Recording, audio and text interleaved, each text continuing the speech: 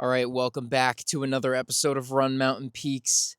Today, I am going to tell the story of my first 100 miler, the inaugural Jigger Johnson 100.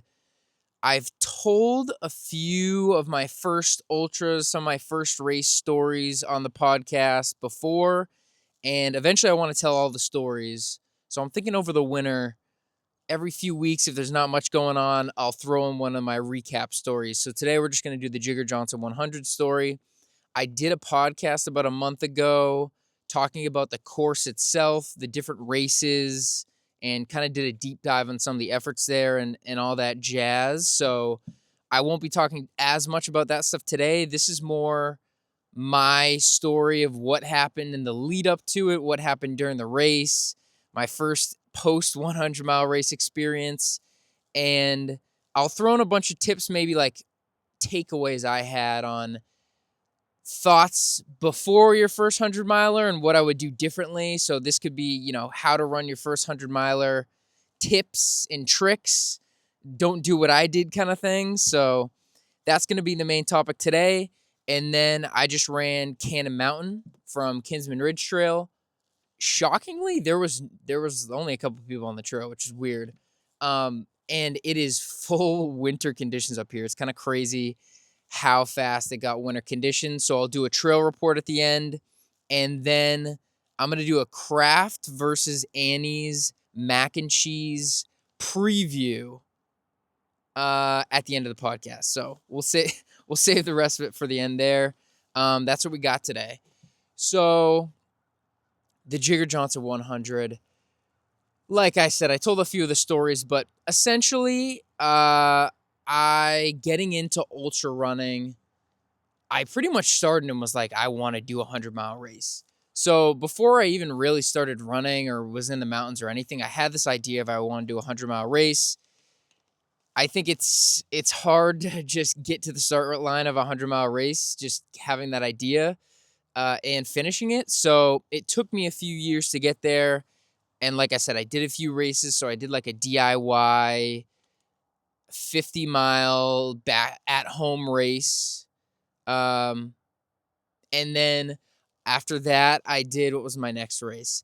Then I think I did maybe like a Pemi Loop effort. And then I did the Jigger Johnson 50 mile. And so I had a little bit of experience, but I was very, very new to training. I hadn't even really started training seriously. And after the Jigger Johnson 50 mile, I was like, okay, my next race has to be a 100-mile race. I want to get the 100-mile distance done. I want to feel that pain. And so that was kind of the goal. And honestly, after running the 50 in my head, I mean, I'm pretty sure I may just be making this up, but in my head, I was like, it would be cool if they would just go out and back on this course to a 100-miler in the whites. Because there'd never been a 100-miler in the whites. I had been spending a lot of time up in the White Mountains, so I liked running up here more than, let's say, like a mid-state massive, like the mid-state trail or some sort of flatter course. And in my head, I was like, it would be nice in 2 years if they made this the first 100-mile race. Give me a year of maybe I go to an easier 100, a flatter 100, or just get another year of training experience, and then I'll be able to tackle this. But shortly after the 50-mile race, the news was that next year they were having this inaugural Jigger Johnson 100-mile race. 100 miles, over 30,000 feet of climbing, and I was like, I think I should try it. So I had no 100-mile experience before, and I was like, well, might as well just go do one of the hardest 100-milers in the country to start. So that was kind of the plan. And after the 50-mile race, the 50-miler that I ran in 2022, I linked up with Christina Fulsick, who ended up coaching me after that race going into this Jigger Johnson 100 effort. So I kind of knew that I had to train consistently, and two, I had to train kind of smart. And so linked up with her, and that was pretty much the A race from the get-go. It was a year out from that Jigger Johnson 50 miler that I ran, but the main goal was that 100-mile race. And so I was training for that. And I think getting to that race, getting to the start line was a bit of a journey. there was a couple races that I wanted to do prior, scheduling out some races every couple months kind of thing as I was getting into this training. And the first one was one of the Tark races. I think it was the Thanksgiving Tark race, the Winterfell's race. And I wanted to do that. I wanted to do the 40 miler. But I got sick at Thanksgiving, and then we just decided it wasn't smart I mean, I was sick, so I just didn't run it. After that was kind of disappointing, but it was like, I wasn't super tied to that race. After that, I pretty much got back into training, and probably like end of December, January, got shin splints, or actually, I should say, my shins had been hurting for a while. It got pretty bad. I ended up going to a doctor, and turns out I had grade 3 bone stress injuries in my shins, both shins, which is one grade below fractured, broken bone. So that was like a big doozy. And I forget, I think I tried to train through it for a little while, but I think in February maybe was when I went and saw a PT and was like, okay, I can't just, this isn't like shin splints, or this isn't something that's just going to go away. Like I'm almost going to break my legs here. Not really, but you don't want a stress fracture. And so that pretty much derailed my training big time. And it was, I mean, I don't know, it was kind of intimidating to be like, I have to heal from this. And me having not many years of training, like barely a year of consistent running, how am I going to build back up for this race? And so I think it was a tough kind of time there, but basically I think I ended up taking maybe a week off when I found out, how bad it was. But after that week, I never stopped training. I just really had to adjust my training. And that's where I started to develop training, some of the cross training stuff that I do even now to just increase my volume and prevent injury or work through an injury. So that was that. Coming back from it was just a lot of stairs, bike, uphill treadmill, elliptical, stuff indoors. Yeah, I did a little bit of swimming. I hate swimming. I did a little bit of swimming. And I just tried to work myself back into shape. And so I think by the time my shins started to feel better, it was maybe April timeframe, when I was starting to do a little more running. And then the race was in August. So I had, May, June, July to kind of build up to it. And maybe I had the months wrong. It might have been, it felt like it was sooner than, I guess I think 4 months. I went to the PT 4 months before the race, so it must have been in March I was at the PT. So February diagnosis, March PT, April getting back into it, and then May, June, July I kind of started back running. And so it wasn't a clean build. This is basically what I'm trying to say. I don't know the mileage off the top of my head, but I know leading into that Jigger Johnson 100, I did not go over 40 miles a week. I was probably doing 25 to 30 miles a week on average. I maybe had like a 40-mile week, one or two of them. Now, I was doing cross training at higher volume, but the running itself, it just was not there. I was coming back from the shins. I was newer to running. And then in June, I had a really bad ankle roll, which I was like, I'm finally starting to feel better. Smashed my ankle good. So I had to let that heal.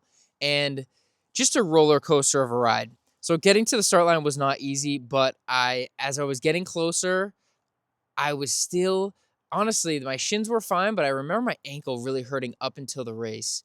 And I was getting pretty nervous about that, but I figured if I can do my long run on the weekends and I can train every day, then I'm just going to try it. I'm just going to try it. And so that was my philosophy. And every long run, I probably did a couple of maybe, longer run, 20 miles max, and was like, that's probably, if that's good, if the ankle's holding up for that, I should be fine for the race. So that was the build up to the race. And I remember the week of the race laying in bed at night, turning my ankle inward and being like, ow. And I'm me thinking, I don't know how this is gonna work. But I actually talked to a friend who was like, hey, I've rolled my ankles 2 weeks before a big race. It hurt so bad up to it. And then race day, you don't feel anything. You just move through it, and it was fine. And I remember that made me feel better. And honestly, that's something that I have experienced too. In some of these long distance races, you have something that's bothering you.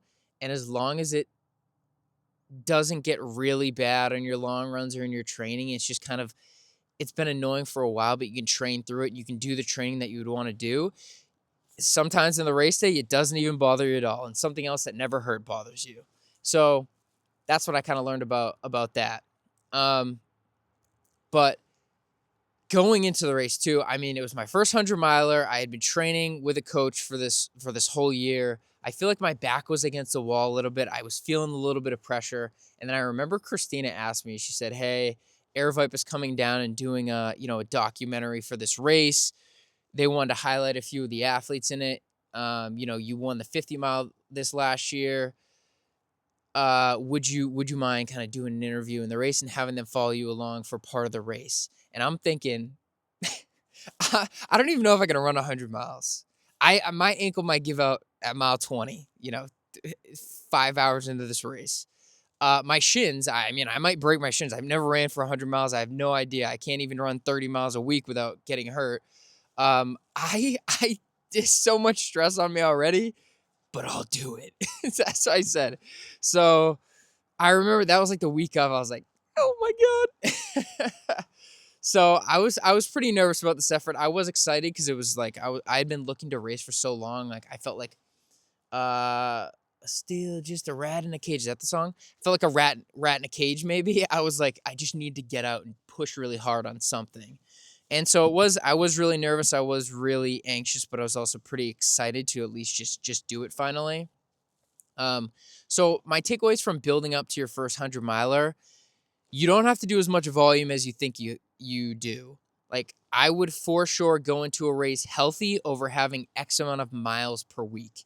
I think you can do less miles if you're doing lots of cross training and lots of volume and going a little bit underprepared, but going healthy. I don't think that's going to be the fastest best way. I think the more miles you can do, it's just going to help you run it faster and not hurt as much. But I still think you can do it. You're just gonna do it a little slower if you can't do that high mileage. And for your first 100 miler, you should go slow anyway and just and have no expectations. Just try to get to the finish line anyway. So that's my takeaway there. And then if you have something that's bothering you, these races, it is a strange thing. Things pop up and things don't pop up that you sure thought would have popped up throughout them. And I don't really know what that is.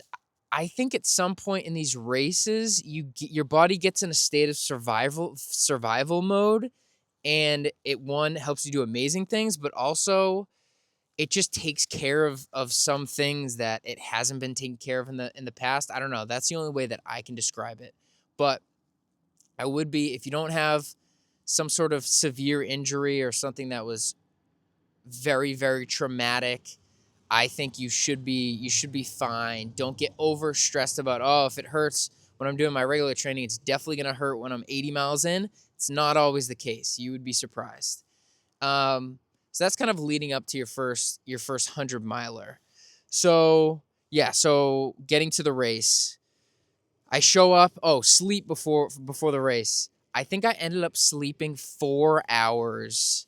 I remember tossing and turning at night. I think I remember it hitting midnight and me falling asleep shortly after that.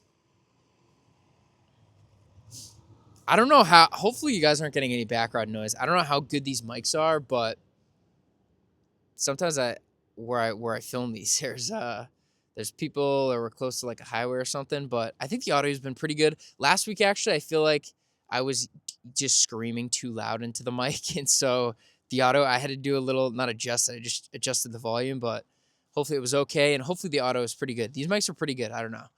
This is the best I can do out here. But yeah, so sleep before 100 miler. I slept about 4 hours, and I remember thinking, wow, this race is going to take me probably 40, maybe 40 hours. Am I going to be okay going off 4 hours of sleep? Because I had never done it before. And 4 hours of sleep, honestly, now, if I got 4 hours of sleep, I'd be like, oh, I am good to go. I probably got a couple of REM cycles. That's awesome. I'll talk about sleep before ultras a different day, but I've had some really, really bad sleep before, and I've tried lots of things. So don't worry about sleep. I think for up to 30 hours, you can go off no sleep before a race. I think just do your best to relax, and if you get a little, maybe a couple hours, that is like good. Um, but I mean, I didn't know that going in there, so I was pretty nervous. But I woke up at 4:30 or whatever and drove up, and I felt like pretty. You're always gonna feel awake before the race. Um, so I remember I felt pretty good. Get to the start line, I'm just ready for this thing to go, and whatever the gun goes off or whatever happened. No, they didn't have a gun there. Something happened. Christina probably said something funny, and then we all took off. In the first section, what I remember about that race, actually there were a lot of really strong runners in this race. I'm not going to remember them all off the top of my head, but there were some super strong runners I remember on this list. I think the first year when there wasn't a 100 miler, there was only like 20 runners between the two races. But that second year, there was maybe 50 or 60 runners in the 100-mile race. So it had got a good amount of hype, and some strong runners came out. So I like Justin Kowski, who ended up winning it, was out there. Stephen Young, who I think goes by Buck Naked now. I don't really know the story behind that, but I just saw it. It's kind of funny. He was in it, and he's just a super strong runner in all distances. Who else was in it? Keith Nadu. He has the course record right now. I mean, he's just an absolute crusher.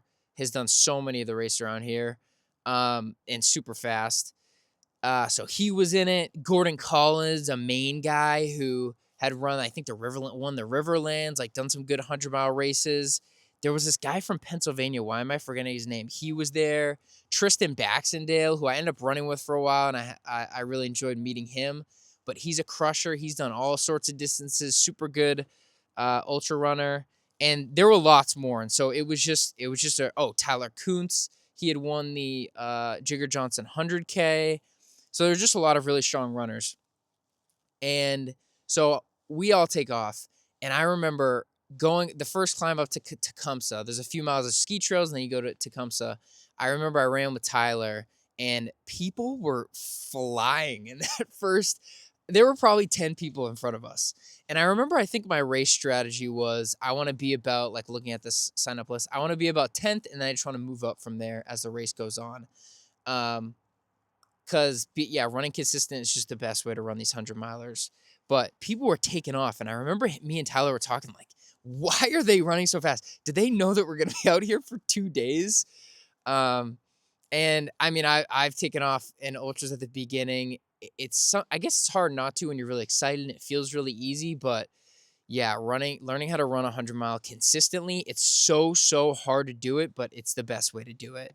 And always go out conservative in a 100-miler and just remind yourself you're going to be out there for days. So yeah, a ton of people took off. Now, a couple of people did keep that pace, so kudos to them. But some people were taking off, and we were hiking up to Tecumseh. What I remember from that, I remember Tyler describing some sort of fantasy league where him and his buddies play, that it's like you get one person on your fantasy team from each major sport. And I had never heard that before. I remember being very interested by that. I was like, wow, that seems very fun. So you have like one basketball player, one football player, there's lots of different sports. There's like soccer, MLS, I don't know. So all these different sports and players, swimming, I bet, track, whatever. And it's like some like big weird fantasy. So that's why I remember going up to Tecumseh. Coming down to Tecumseh, I remember, like, I think up and down Tecumseh, I was running faster than I should have been, but it felt pretty easy, and other people were even going faster, so I felt fairly okay with that. Going down Tecumseh, I remember my ankle being a little sore, but it was, like, okay.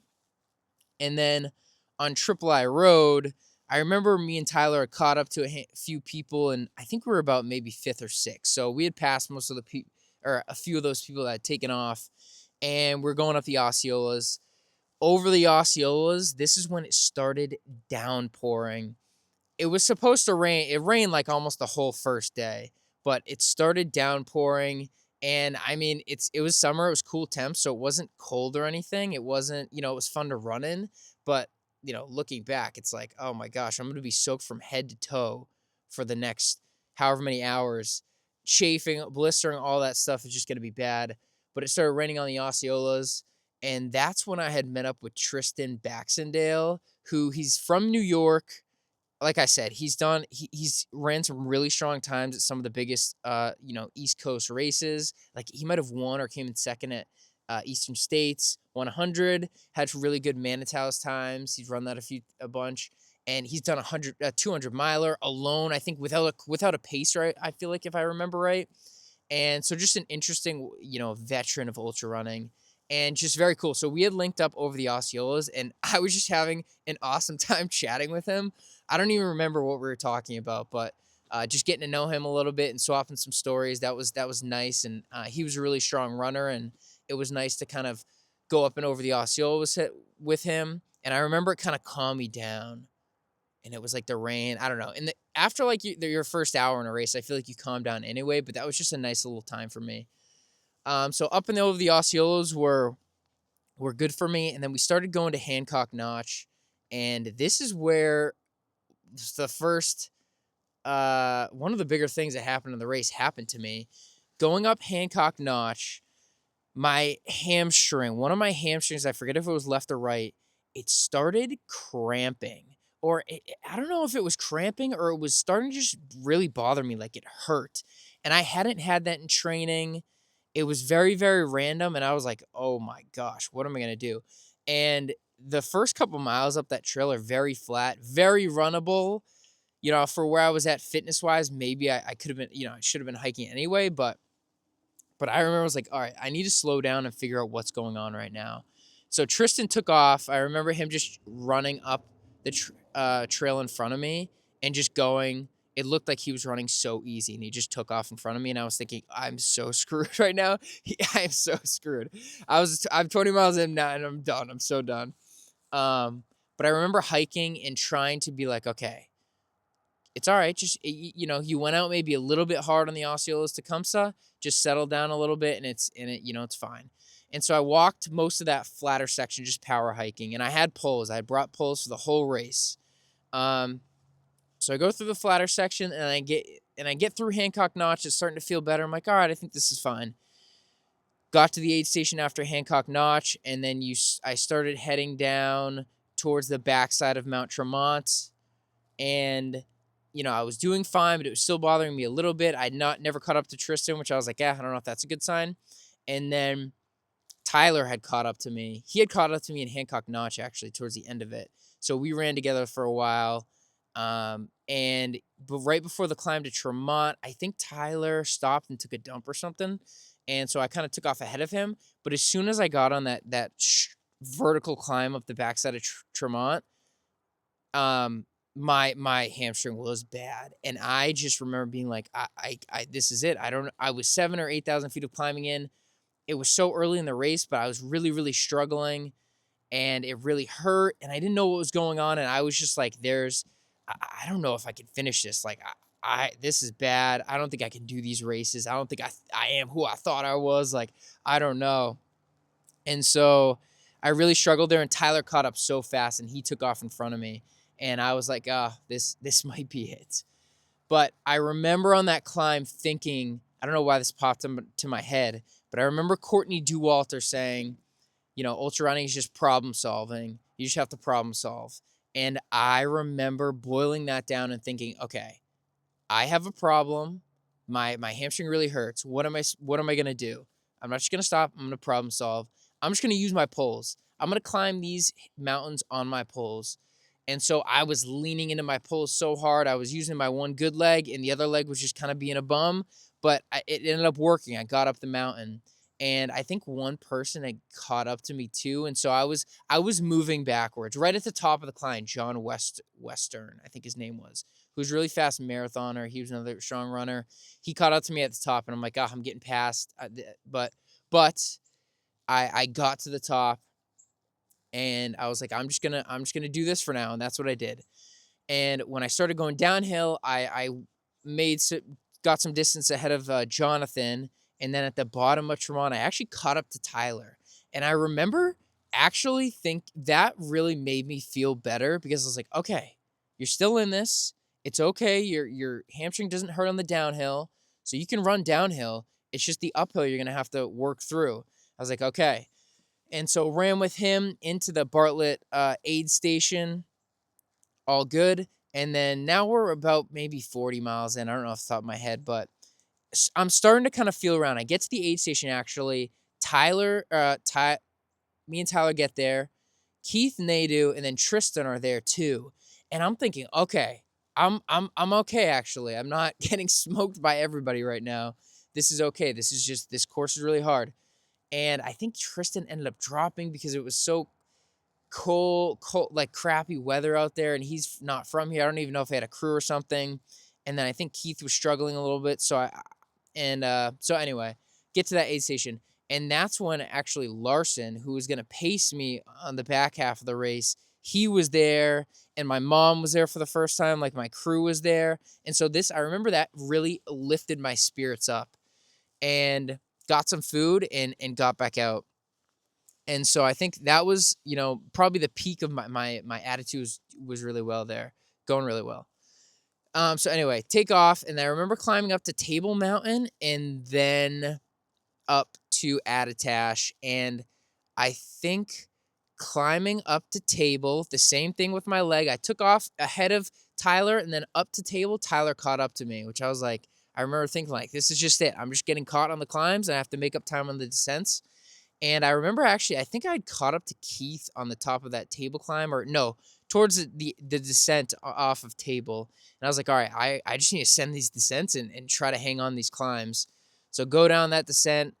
At this, I guess I'm in fourth place now at this point in the race. So I've moved up actually how I wanted to during that race. And I was like, all right, I'm feeling actually pretty good if I can just keep this hamstring thing going.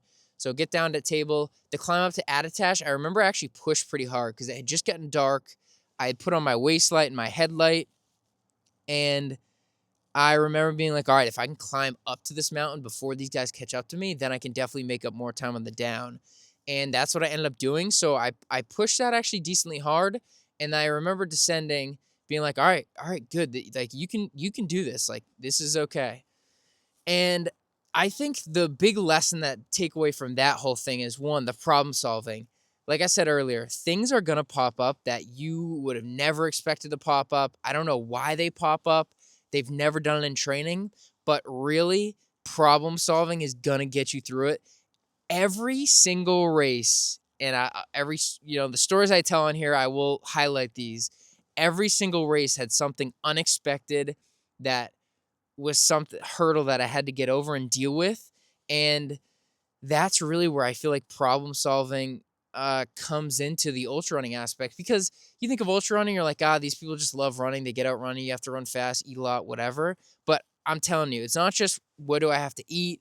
It's not just what gear do I need. There are things that I cannot describe that pop up that you need to figure out how to get through. And just relentlessly try to get through them and keep a good positive attitude. And that's going to be super helpful. So just know that going to your first 100-miler, something's going to happen that you would have never expected, and you have to do your best in the moment to work through that. So I pretty much did that, and I was moving good again. I was feeling good again, and my spirits were really high. And so it can really just show you how you go from these lows to highs in these ultras, and don't get too low, and don't get too high. Just really always focus on problem solving, relentless forward motion, and if you're in a low, you will get through it. So that's kind of the takeaway there. And you'll probably experience this in the first half of your ultra, not just at the end, because in the first half things will pop up. So yeah, I remember running overnight, running over the moats. I was alone. I didn't see anybody, and I don't really have any crazy things I remember from that. But I do remember I was almost to the top of South Moat, so the last descent down to the aid station, and I see a light coming at me, and it is Justin Kowski. And I remember saying to him, holy crap, man, you are flying. I remember I said, you are a freaking beast, dude. And I remember just being like, oh, thanks, man. Good job. Like, he was so, I was like, I don't know who that is, but dude can run. I don't know if I knew it was Justin or not. Maybe I did, but yeah, I was so impressed. I was like, he is so far ahead of me. I think he had split the halfway at like 14 hours, 14 and a half or something, which is just crazy. And then I start descending down South Moat, and almost to the South Moat summit, Stephen Young was there. And I was like, wow, he's running fast too. He wasn't, Justin was probably a half hour ahead of him, but he had a really strong first half too. So I was like, all right.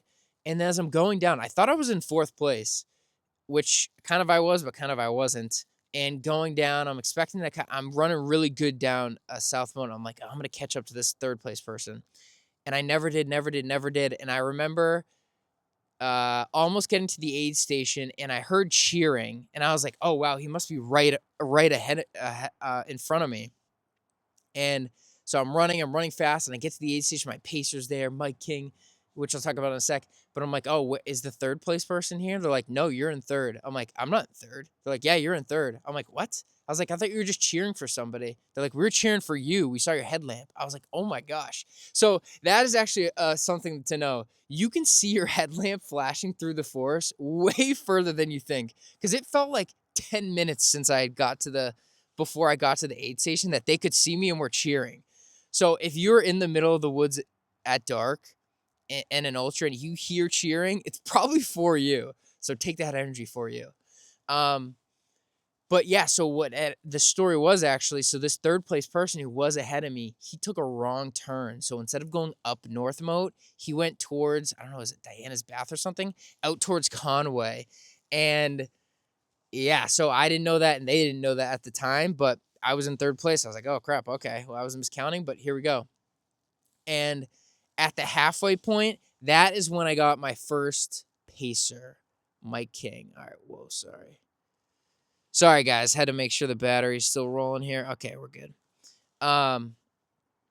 Yeah, that was when I got my first pacer, Mike King, who's one of my good buddies in the mountains. I run with it, I run with him a good amount, and he's a strong runner. And I had asked him to come out and pace, and he did it.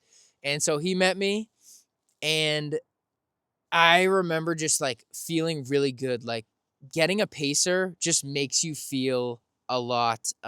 It just boosts the vibe. And yeah, I remember my vibe.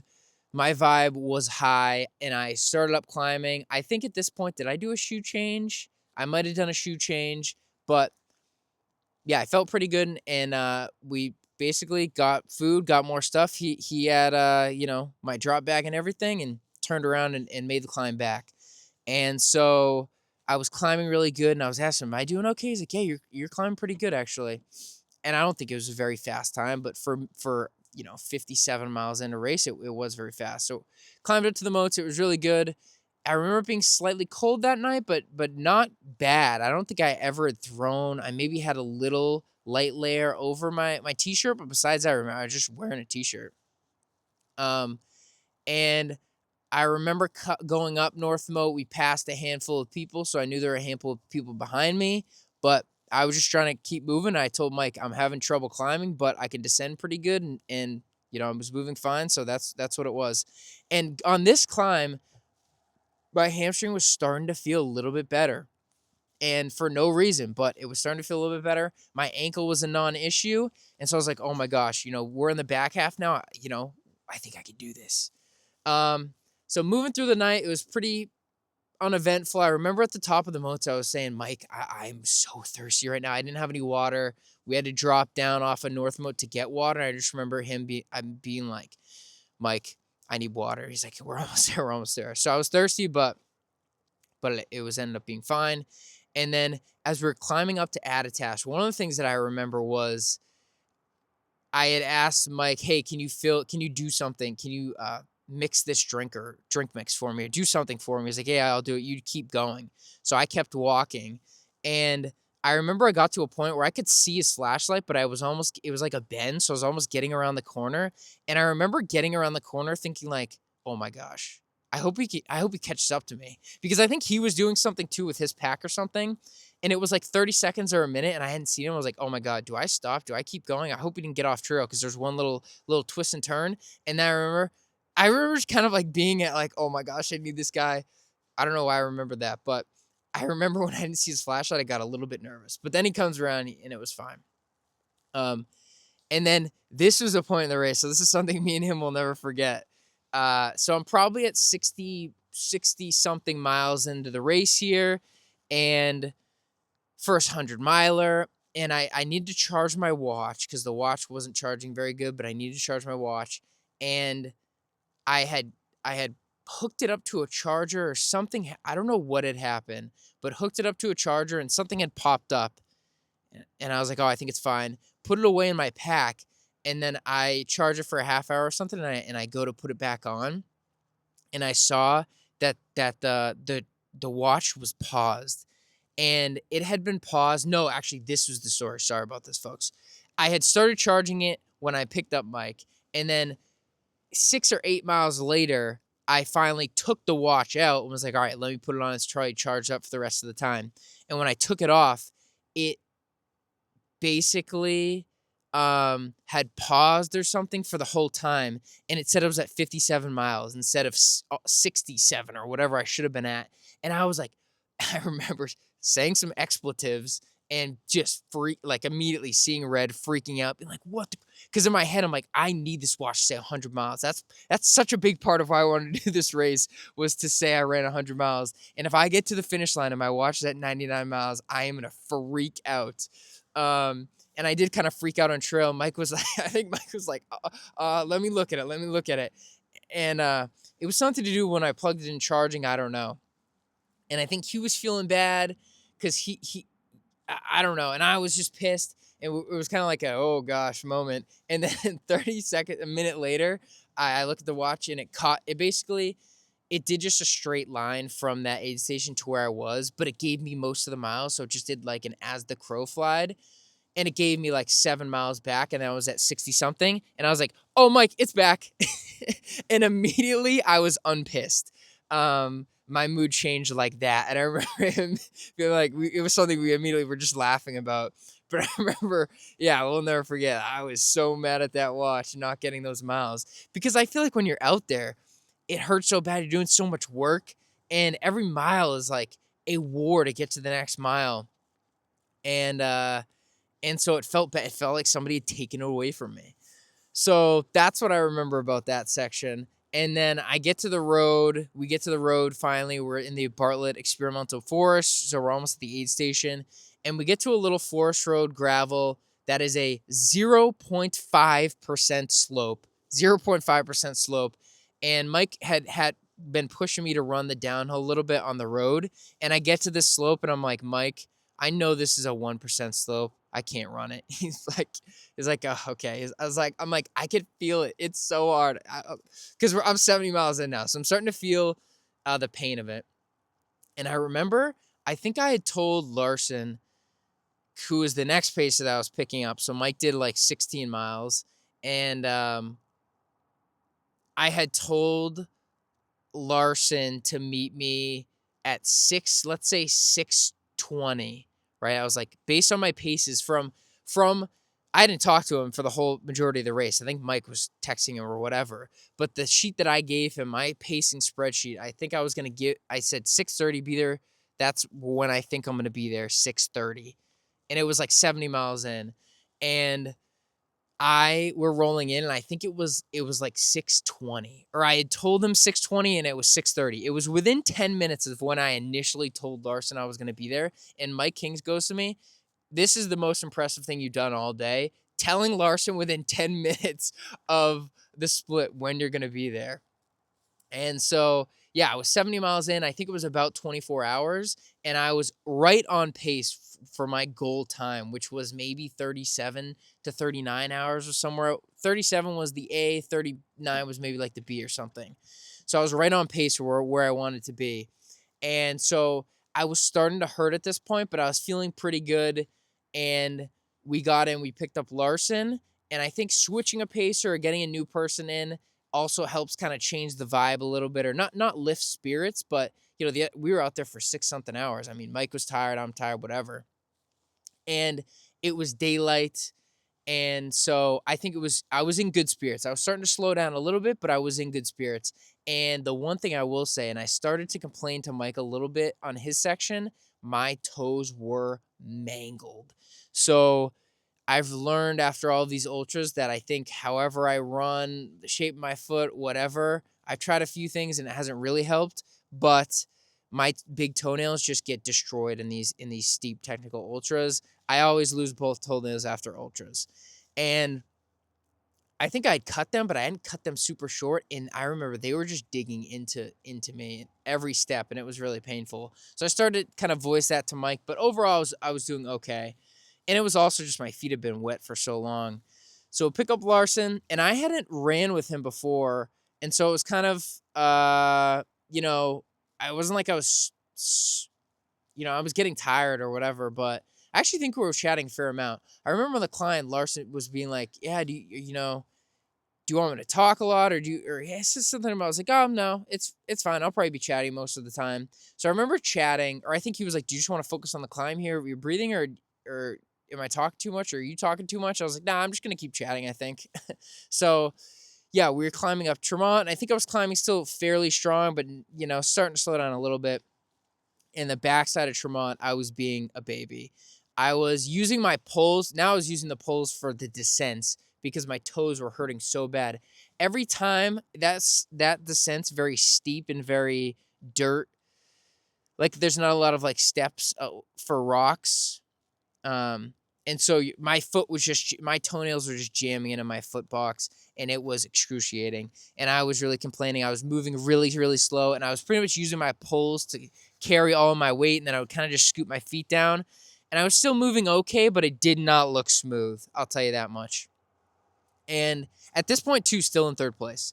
Um, and so we're moving, and then we get to the backside of Tremont, and then we have lots of flat section. I'm moving okay. I'm moving fair, but not great. But I'm doing okay, and just having a good time with Larson. Kind of meeting him, chatting with him a little bit, trying to keep the spirits up. And the one thing I learned in that section was Larson loves the pain cave. I remember him just saying, "I love the pain cave. I love seeing people in the pain cave. I love being in the pain cave. I love it." And I was in the pain cave, and I was thinking, like, I don't know if I like this as much as you do, but that's what I remember from that section. And we finally get to the next aid station, and I remember Patrick Callahan, who stud runner on his own by in it of himself. Oh my gosh. Whatever, you know what I'm trying to say, maybe. He's a super strong runner himself, but he was pacing Steven Young, and Steven was only 20 minutes ahead of me at this aid station. So I think at the turner, at the halfway point, I was 2 hours behind him. At the next aid station, I was maybe 50 minutes behind him. At this aid station, I was 20 minutes behind him. So I was gaining, I was feeling pretty good, and I'm thinking I'm going to catch this kid. I kind of wanted to try. But we get to that aid station, feeling decent, and I remember Patrick saying, we talked to him for a little bit, and him saying, I just finished the Tahoe 200 or something like that. It's like, oh my God, this guy's an animal. But that's what I remember from that aid station, and then we pack up, and me and Larson, he's been pushing me a little bit, not like, forcing me to do anything, but motivational kind of guy. So I want to push it. And I'm like, yeah, let's try to catch up to that next person. And I remember, I think a half mile into that section, I think I said, I think Larson, I think I'm afraid to go and catch this guy. Like I was just starting to bonk a little bit, and things were hurting, and it was really hard to run fast.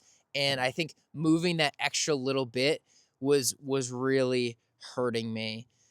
And this is something that I've learned, and is a good tip. Whenever you're going to up your pace at all at the back end of an ultra, so whenever you're like, I'm going to make a move here, I'm going to go a little bit harder than what I've been going, you need to eat something before you start that, and you need to know that you're going to burn calories faster than before, and you need to be eating more frequently. I can't tell you how many times I've tried to move a little bit faster, and you immediately feel that calorie deficit. So if you're going to make a move, you catch up to somebody, take a gel, wait 5 or 10 minutes, and then start moving. And then know that you're going to have to take a gel or eat something 5 or 10 minutes before you had been. Because your body gets to this equilibrium where it's just doing the minimal amount to survive. And so if you're moving at the same pace the whole time and eating kind of roughly the same schedule, your body adjusts to that. As soon as you start pushing a little bit harder, you need more calories. There's just no glycogen. There's no calorie stores. carbs to pull from at that moment because you're so depleted late in these ultras. So I was just bonking and I was being a baby. I was like, I actually don't know if I can push right now. So we just kept moving. And I remember at one point, one of the things during Hancock Notch was one of the first crossings, I just went into it with like, just stepped knee deep into a river and waited across it. And Larson was like, why did you just do that? Because I see him kind of jumping or whatever to different rocks. He stays dry. And this was the year that Hancock Notch was just 2 miles of just straight streams. And I was like, dude, this section is so wet. You can't avoid getting wet. I don't care. My feet are wet. I'm just going through all the things. He's like, oh, okay. And I swear at the end of that 2 mile section of stream, somehow Larson had not gone in the water. I think I remember him telling me in the section, he's like, I'm pretty sure-footed. People have said I'm sure-footed. It was actually the craziest thing that I've seen. Larson was jumping into the bush a little bit, jumping rocks, doing all these things, and I don't think he had got his feet wet at all. Over crossings, I mean, this trail is a stream that we're running down. And so I remember being like, I don't know how you're a wizard not getting your feet wet during that section. I would assume most other people were getting their feet wet, but I remember think that made me realize like, wow, maybe I shouldn't have just been getting my feet wet for no reason. But my legs were so beat up and I was not being athletic, so I think it would have been hard for me to do what he was doing. But yeah, I think that was kind of an eye opener there. And then the other thing I remember on that section was I had stubbed my toe really bad, and it took me probably like a minute of kind of limp walking, like one of my toenails that had already been bothering me. I smashed it into a rock or something, and it took me a little bit. And I think at this point, Larson was getting a little bit sick of my toenails, and I think he was being nice about it, but I think he was getting sick of me complaining about my toes. So that's what I remember for that section. And then we come out to the Kankamankus Highway. And so I think we're 90 something miles in. I'm getting my last pacer, AJ Azorian. And I remember we get to the aid station, and two things I remember from that aid station. One, I remember Tyler Kuntz and his wife was at that aid station. So he had ended up dropping out, I think, at halfway. But I think that they had kind of were maybe tracking me or whatever. And I think that they wanted to come out and just support a little bit. And that meant so much to me at that point because, yeah, I was picking up a new pacer, but they kind of helped me get food. They asked me what I needed or whatever. And I remember, I think I had said thank you, but I was so mangled at this point because my brain's starting to go to mush. It's 30 hours in or something. I remember that meant so much to me, Tyler and his wife showing up and just helping me out a little bit. And I don't know if it was coincidence that they were just there, but part of me was thinking that they wanted to see me and just support me on. But that meant so much to me. And I don't know if I ever fully explained to him how much that meant to me in the effort. So I hope, one day I hope to just tell him, hey, man, that really meant a lot to me when you and your wife came out. That was a real pick me up. And then the other thing I remember from that aid station was Larson being like, this guy, we need to do something about his toes. This guy won't shut up about his toes. Does anybody have tape? And he got some duct, I don't know what kind of tape it was, medical tape or whatever. He took off my shoe and he basically grabbed my ankle and wrapped that thing tight. And first of all, it was excruciating. I remember when he did it. After the fact, it felt better. But I remember him being like, we got to do something. He's got to shut up about these toes. And he just wrapped them up tight.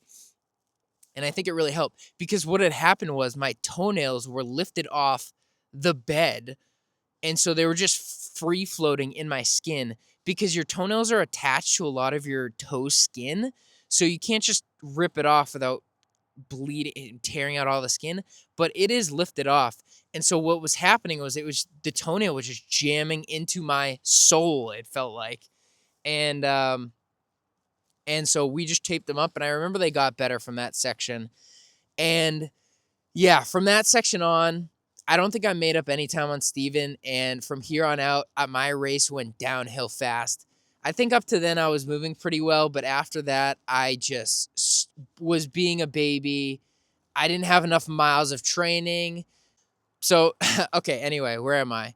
The last section. We're almost done here, folks, about the story. Yeah, and so the last section, going up East Osceola, my watch hits 100. I am being such a baby with my last pacer, who I feel really bad because I was just in such a horrible mood for that section. And I feel like, when you're pacing someone, you get in the pain cave. It's just there's not much you can do to make them feel better. They just have to get through it. And I had never been in that much pain before. But I remember the East Osceola climb killed me, like 1,600 feet in a mile, 100 miles in. So my watch hit 100 miles because this race was 112 miles it ended up being. And then coming down Osceola, it's not a super steep grade, but it is so rocky and technical. And I remember just moaning like half the time. There were kind of people hiking out there and being like, "Is this person okay?" But I was moaning. I was very much verbalizing how much pain I was in, which I think does not help you. For me, when you're in a lot of pain in these ultras, especially on technical stuff when it's hard to move and everything hurts, just shutting up and moving is gonna be your best bet. I kept asking AJ how much to the next aid, how much to the next aid, how much to the next aid, and it like 2 minutes would go by. He's like, my watch says the same thing, and if I just when I officially was, I was like, I'm just gonna shut up, and we just were moving. That's when we made the most progress. So it's almost this thing where the pain cave is a physical thing, but it's also a mental aspect of I view it as you're in this pain cave and what you have to do is you got to hold it together mentally and stay kind of positive mentally and just think about moving forward mentally while you're in that pain cave. And if you can just do that better, a little bit better than the people around you, you're going to do really well because everybody else, just know however you're feeling in a race, everybody else is feeling that too. And you just have to kind of keep it together a little bit, and shutting up and not complaining really helps, or at least it helps me. Um, and so then at the end, we just had to go up and over Tecumseh. I was just hurting a lot. Wasn't moving good in the climbs, wasn't moving good in the descents. It was going to that second night, so I was 36, 37 hours in. And I remember it was getting cold that night. And I remember telling AJ, like, all right, we need to get off this mountain. I am getting cold. I'm getting out of it. I'm getting tired. I am so done. I'm so chewed up. And finally, we get down off Tecumseh. I run it in. I ended up staying in third. My finishing time was 38 hours 45 minutes, which was so crazy that's how long went out there, because I get to the end and I'm like, I don't even, I feel like I just blacked out. I don't even know what's going on. I was so out of it. If you go watch the Aravaipa, I forget what they call it, but every mile earned or something inaugural Jigger Johnson race, they have some footage of me at the end of that race, which I don't know if I could put that. No, I probably can't put that in here, but I'll just like link that video in the description or something, so you guys can see it if you're interested. But I was so out of it. I didn't know what was going on, but people were taking care of me, throwing layers on because I was getting super cold. But I had done it, and I think the one thing I wanted, my buckle. I had wanted that buckle so bad, that 100-mile buckle, and that was the first thing after I got to the finish line. Give me that buckle. And yeah, the one thing from the race. So I ended up being 2 hours behind Stephen Young, which is so insane because I basically for 10 hours had made up time. I was 20 minutes. I want to catch up to him. And then he finished that last section 2 hours faster than me. So insane. So much stronger than me. So much tougher than me. I just kibbied over to the trail essentially, and he was actually a strong runner and finished it out strong. And I remember I talked to him. It wasn't after that race, but I saw him at like an event later, and he was like, "Oh, somebody told me that you're right behind me." And I remember just on that last climb up to Tecumseh, I was just remember thinking, I think he said he was screaming or something, like laughing at himself, thinking like, I would just be like, "Who wants it more? Who wants it more?" That dude wanted it so much more than me. He was so much mentally stronger, so much tougher. He was just faster too. Um, yeah, I just keeled over in the last 20 miles, and he ran them tough, like you should do in 100 miles. So kudos to him for running that section really strong. And then Justin Kowski runs 6 hours or 7 hours faster than me, 5 hours faster than him. Just a crazy effort, which I talked about in the last Jigger Johnson video. So that was the race. The last takeaway was, so after your first 100 miler, a couple things that I experienced and learned. One, the most pain, and I am not making this up, the most pain that I was in for that entire 48 hours of being awake was getting to the hotel, because I stayed with my mom in a hotel after the race, up there in Waterville or wherever. I had to go to the bathroom. I had to take a poop. And I was thinking about everybody poops. So we're just going to tell the story, okay? Everyone poops. I had to take a poop because I hadn't during the whole race. And so I go, and obviously I had been lubing up a lot during the race, keeping things kind of clean and lubed and doing a pretty good job. And I didn't have a ton of chafing during the race, but I go to wipe, and my butthole and my butt crack is so chafed, rip raw, red, chafed. And I remember each wipe, I had to yell. I was in excruciating pain each time I had to wipe my butt. In that hotel, I was just yelling, however many times in the hotel. That was the most pain that I was in, because you got to wipe, but you don't. It hurts so much. That was the most pain that I was in post race. So that's something to think about. I've never had to go to the poop on during a race, but yeah, that's maybe just something to think about. Oh, and then the other thing with the lube is, I was doing a pretty good job at each of the aid stations, like putting on lube. But when I got to the end of the race, I remember Christina was like, "Yeah, everyone was talking about you lubing at all the aid stations, just like right in front of everybody." And I remember thinking, one, I guess I did kind of give up, and I was like, "All right, I'm just gonna." The first couple, I'd go into the corner, and then after that, I was like, "Yeah, I'm just gonna lube it, with my drop bag and everywhere." And I think I'm just like, it's like you just put your hand down your pants, because what I would do is I would put Vaseline or whatever lube I was using in a plastic bag, and then I would fold the plastic bag out inside out, put my hand in it, and then just put it down in my pants and do my thing. And I remember I didn't think it was a big deal. Maybe it is a big deal, just putting your hand down your pants in front of a bunch of people at the aid stations. But she was like, "Yeah, people were talking about that." I was like, "Did I accidentally like flash a bunch of people? Like, why?" I don't know. Maybe it is a big deal. Maybe it wasn't. But yeah, you got to keep things lubed up, keep things clean.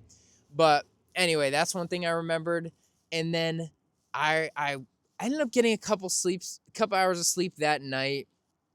It's really, really hard to sleep because your body's in this weird place after you just destroy it, especially after your first couple 100 milers, because your body's not used to it. Slept a couple hours, woke up in the morning. I remember my mom went and got bacon and hash browns at the motel, and it was probably just like crappy bacon and hash browns, but it was one of the best things I've ever eaten, because my body was just so deprived of nutrients. I needed food. I was so hungry. I hadn't been, at the end of the race, you're not eating really well. I remember waking up, and that was the best food. I ate it all so fast. She went and got another plate for me. That was one of the best meals I've ever had, and I will never forget that meal. And she just kind of on a whim, because we had a bunch of food at the hotel, motel, or whatever.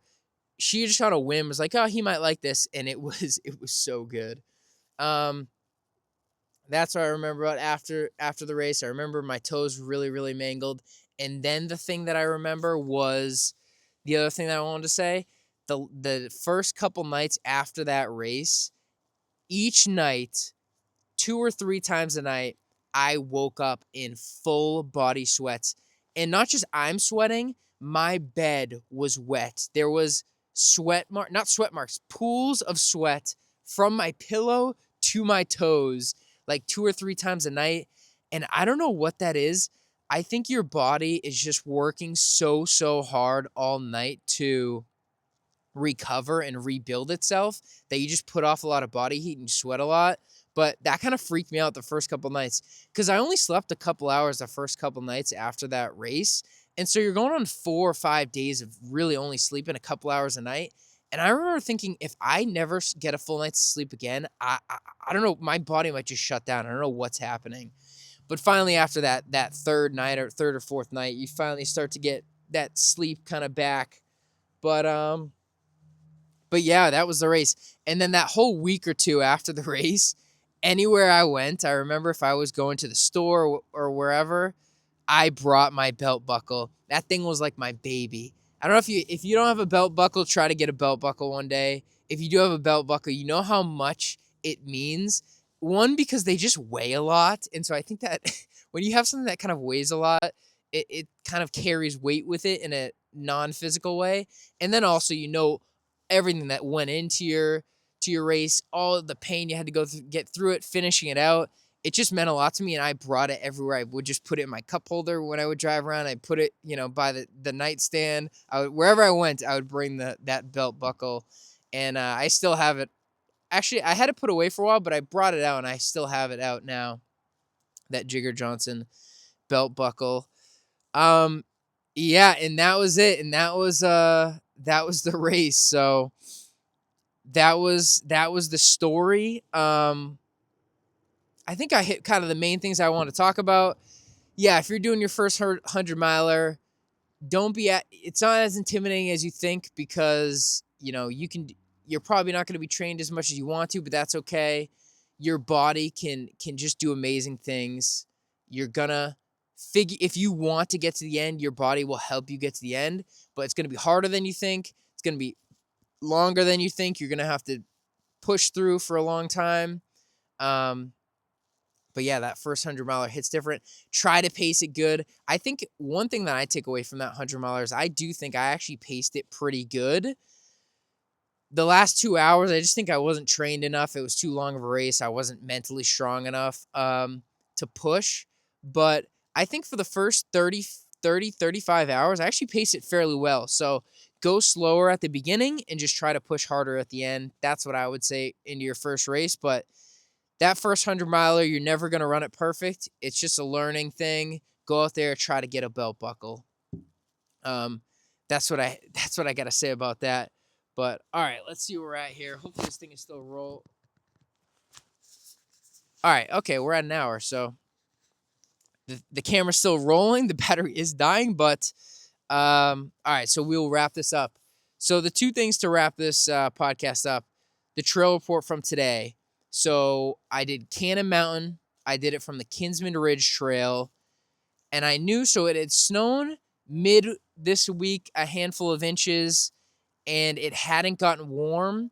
So some of the recent trip reports were kind of beach sandy, unconsolidated snow. And that's what I had all day today. I put snowshoes on from the start. So I didn't even try to just bare boot it. I put them on from the start because that beach sandy stuff, you're just going to be better off with traction. And that's what I found out there. It was beach sand from the start of the Kinsman Ridge Trail all the way up to the top. Honestly, it was somewhat bony for the first, up until the first viewpoint. It's definitely, there were some sections. It was fair. There is a lot of snow on trail, but anytime you had a big boulder, a big rock that kind of sticked out or whatever, you had to stick out and you had to just make your way around it in your snowshoes. But for me, I have the smaller Dion snowshoes, so it wasn't a huge hassle. If you have bigger MSRs, it might be a little bit of a hassle, but I think it probably saves you time putting them on from the start than messing around with that beach sand. Shockingly today, I got there at 9:15 and there were only 2 cars there, and I only saw one person going up, which I'm like, part of me was like, is it actually Friday and I should be at work or something? Why is there nobody here on a Saturday? But just wasn't a busy day on the trail. When I got back to the parking lot, there were a few more cars that had show up and a couple groups of people that had snowshoes. But there's only going to be a handful of people that wear snowshoes on that trail today. I don't think it's going to get super warm in the afternoon. So I really don't think that trail is going to get impacted for tomorrow. So I would say if you're hiking it this weekend, probably snowshoes are your best bet. You don't need them. You're not going to postal if you don't wear them, but it's just going to make it easier when you have that like few inches of beach sand the whole way. But it was really cold and windy today.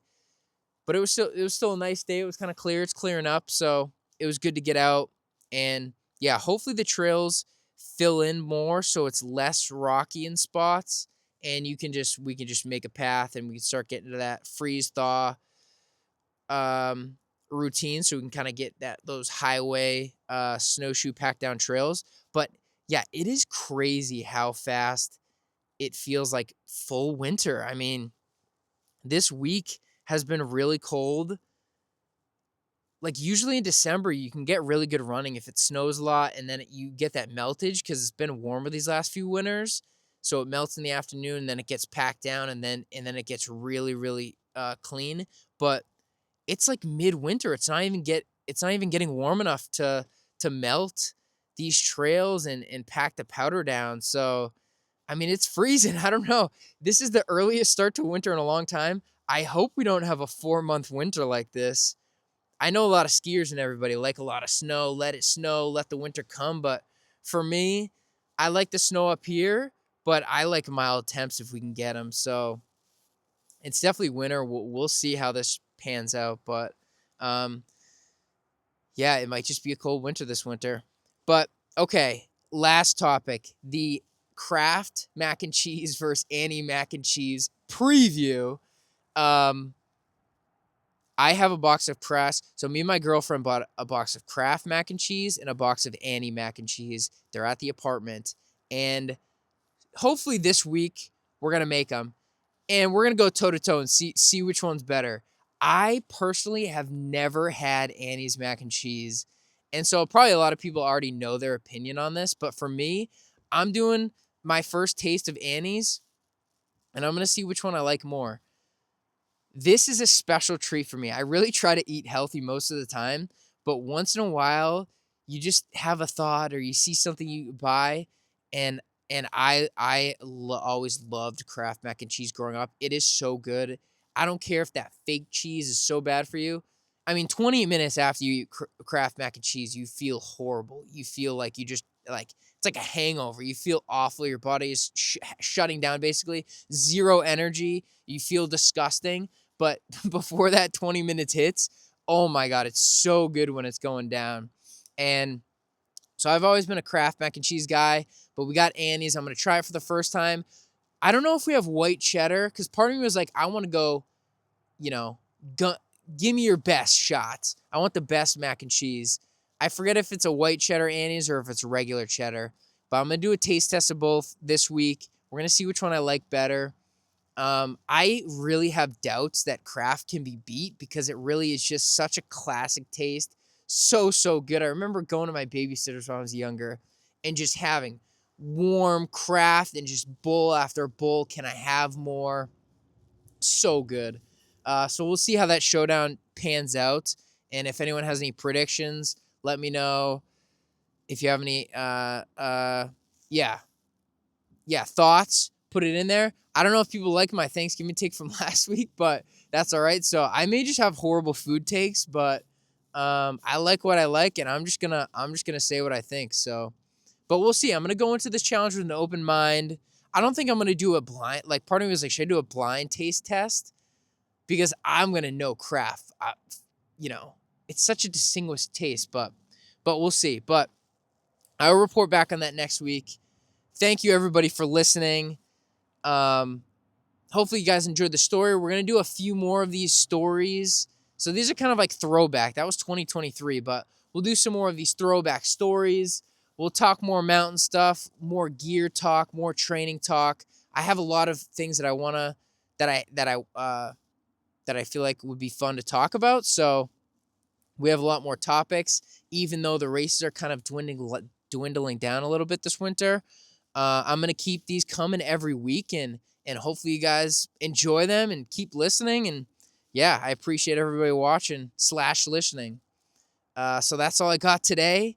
Enjoy the rest of your weekend, your week, whenever you're listening. Peace.